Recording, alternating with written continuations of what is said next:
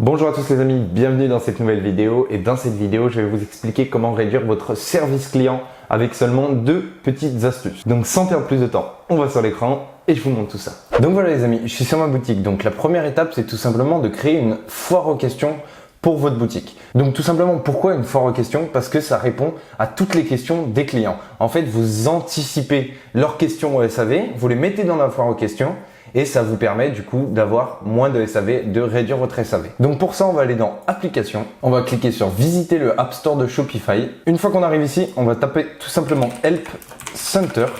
Donc le plugin sera dans la description. Je vous mettrai les liens dans la description directement. Donc là, j'ai cliqué sur Help Center et je vais cliquer sur Add App. Donc là, tout simplement, ça charge. Ça met est-ce que vous voulez bien installer? Oui. On clique sur Installer. Et là, on arrive juste ici. Donc alors, qu'est-ce qu'on va faire sur ce plugin?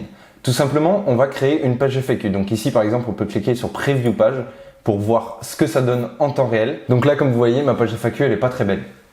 Donc ce qu'on va faire, c'est tout simplement qu'on va cliquer ici sur Edit pour éditer le grand texte qu'il y a ici. Donc hop, on va cliquer sur Edit et on va mettre foire aux questions dans un premier temps. On clique sur Save pour enregistrer et on va ajouter une nouvelle section. Donc en fait, on peut créer des catégories comme vous voyez, c'est ce qu'il y a en orange. Donc c'est comme foire aux questions ici et des sections.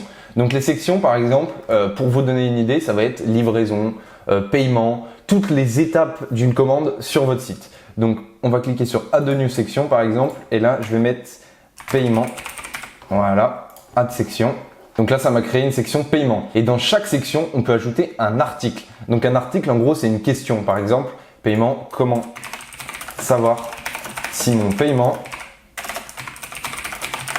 est sécurisé? Voilà. Et du coup, là, on a créé un article. Donc bien sûr, il faut mettre du texte. Je vais mettre des petits textes en attendant juste pour vous montrer. Voilà, on va faire une preview pour vous montrer. Donc là, comme vous voyez, foire aux questions. On a la section paiement et en dessous, on a un article, comment savoir si mon paiement est sécurisé. Donc bien sûr, la page n'est pas très belle là. On va régler tout ça dans les settings, mais dans un premier temps, je vais faire une FAQ, je vais écrire quelques questions importantes et on se retrouve juste après les amis. Donc voilà les amis, on se retrouve avec quelques questions. Donc voilà, j'ai fait une section paiement, une section livraison et une section remboursement et retour pour essayer de couvrir le maximum de questions. Donc pour vous montrer, on va aller sur la preview page. Donc voilà, comme vous voyez, ça m'a créé toutes mes sections avec mes petites questions. Donc ce que je vais faire maintenant, c'est que je vais rendre la page un petit peu plus belle. Donc pour ça, je vais aller juste ici et je vais aller dans Settings. Donc là, on arrive juste ici. Donc le titre, on va mettre foire aux questions et vous allez voir, je vais changer quelque chose juste après. Donc foire aux questions. Ça a déjà sélectionné ma couleur de highlight, donc en gros le bleu que vous voyez juste ici. Là, vous pouvez faire quelques modifications au niveau des couleurs. Vous pouvez aussi faire des modifications de la taille des polices. Et ici, il y a quelque chose de très important, il y a marqué page layout. Donc là, on va pas mettre full width, mais on va mettre centered. Donc en gros, ça va centrer tout simplement votre page et ça va être beaucoup plus beau. Ici, vous avez quelques petites modifications que vous pouvez faire. Donc par exemple, vous pouvez mettre un contact form, donc c'est-à-dire un endroit où la personne peut contacter directement depuis la page d'accueil. Mais nous, c'est pas ce qu'on cherche à faire. On cherche à limiter le SAV justement. Ici, vous pouvez montrer une search bar si votre FAQ est super grande. Ça permet tout simplement de rechercher ce qu'il veut dans votre page FAQ. Donc nous, on va le désactiver parce que j'aime pas trop. Ici, ça, on va laisser Center Title, on va pas mettre et on va mettre du coup Save. Voilà. Après, juste en dessous, comme vous voyez, il y a toutes les translations, donc les traductions à faire. Bon, c'est pas très compliqué, il y en a pas beaucoup. Il vous suffit de traduire tout ça. Je vais pas le faire parce que ça va me prendre un petit peu de temps, mais c'est vraiment pas difficile à faire. Donc maintenant, on va retourner juste ici, on va actualiser. Et juste là, voilà, comme vous voyez, on arrive et notre page est déjà un petit peu plus belle. Donc là, je vais changer quelques petits trucs. Donc à la place de foire aux questions, juste ici, donc je vais mettre question-réponse récurrente. Voilà, on va enlever ça. Et on va save. Et maintenant, on retourne juste ici et on a question-réponse récurrente, foire aux questions. Donc voilà, on a une page FAQ. Maintenant, le principe, c'est qu'à chaque fois que vous avez beaucoup de questions au SAV qui se ressemblent, donc la même question qui revient plusieurs fois, eh ben, je vous invite à la mettre dans votre FAQ. C'est super important. Au moins, ça permettra de vraiment couvrir toutes les questions possibles et limiter au maximum votre SAV. Donc maintenant, tout simplement, je vais vous montrer comment l'intégrer. Je l'ai déjà fait dans quelques vidéos, mais par exemple, pour l'intégrer dans votre menu du footer, c'est très simple. Il suffit donc d'aller dans Settings. Ici, ça vous propose le petit truc à ajouter. Donc voilà, vous sélectionnez seulement ça. Voilà. Là, vous cliquez sur Add Menu Item. On va prendre notre menu du footer.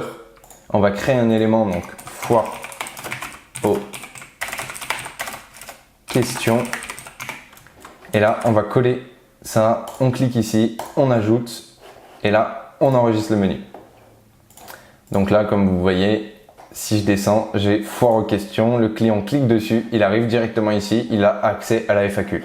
Après, vous pouvez bien sûr le mettre dans le header, vous pouvez le mettre un petit peu de partout, mais c'est vraiment quelque chose que je vous conseille de faire. Deuxième étape, les amis, on se retrouve encore une fois sur application parce que cette fois, c'est une nouvelle application et c'est une application pour suivre la commande. Donc, c'est-à-dire qu'on va donner la possibilité à votre client de suivre sa commande. Donc, ce qu'on va faire, on va cliquer sur visiter l'App Store encore une fois pour trouver notre nouvelle application. Donc l'application s'appelle tout simplement TrackR. C'est une application que j'ai pas mal utilisée. Donc d'ailleurs c'est par les mêmes créateurs que Help Center. Donc voilà, je vous mettrai le lien aussi encore une fois dans la description. Ça coûte 9 $ par mois et vous avez 15 jours offerts. Donc on va cliquer sur Add App. Donc voilà, toujours pareil, on installe l'application. Donc là on arrive juste ici, il nous propose bien sûr de payer 4 $ par mois mais de payer directement annuellement. Donc nous, on va prendre par exemple ça. Voilà, on va pas prendre l'offre à 4 $ par mois, mais vous pouvez bien sûr la prendre. On met démarrer un essai gratuit. Donc on a jusqu'au 30 mai. Voilà, vous avez quand même des jours d'essai gratuits. Ça, c'est super important. Ça va vous permettre d'essayer le plugin si vous êtes satisfait ou pas. Donc on arrive juste ici. Donc là, tout simplement, on a notre panel.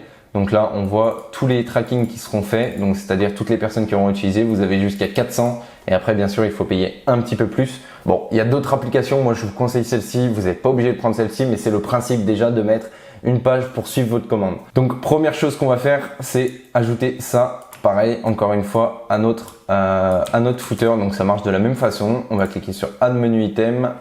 On va aller dans notre menu du footer. On va ajouter un élément suivre ma commande et on va coller juste ici. On appuie, on ajoute. On va le mettre un petit peu au-dessus, donc foire aux questions. Voilà, on enregistre le menu. Donc là, tout simplement, la deuxième étape, c'est regarder ce qui est disponible en transporteur.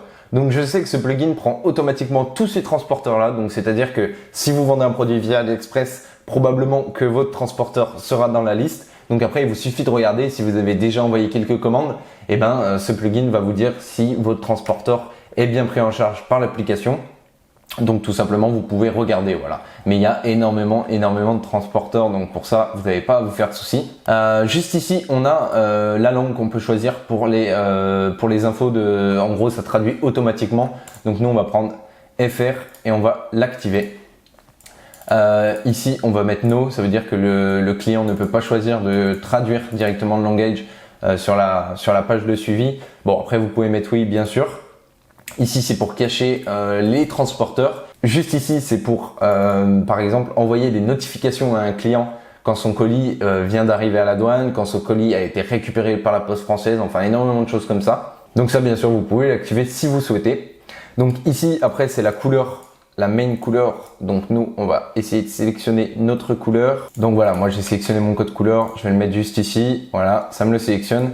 Et là, vous pouvez mettre un message pour vos clients, tout simplement. Donc moi, je vais rien mettre. On va mettre Save.